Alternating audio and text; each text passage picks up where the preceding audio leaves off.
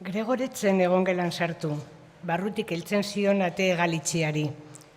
Gorputzaren erdia bakarrik ikusten zitzaion, eta burua saiezka zuela ari zien beste izelata egiten. Bitarte hartan, eguna askok argitu zuen. Garbi ikusten zen pareko etxe beltz gris amaigabearen zati bat, erietxe bat zen. Leiho lerro batek aurrealdea sakar apurtzen ziola. Euriak jarraitzen zuen, baina oraingo tantak handiak ziren. Banaka ikusten ziren eta banan-banan jotzen zuten lurra. Maigainean zegoen gozariko ontzipila.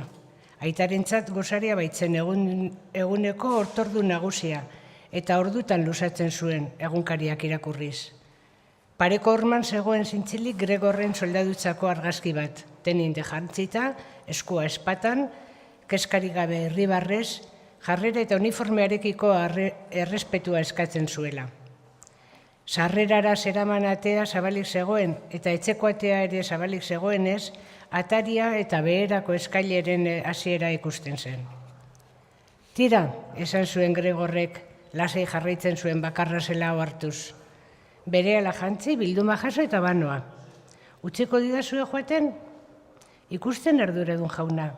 Ez naiz egoskorra eta gogoz heltzen dio lanari. Bidaiatzea gogaikarria da, baina bidaiatu gabe ezin bizi. Nora zoaz lantegira? Bai? Den bezala kontatuko duzu dena?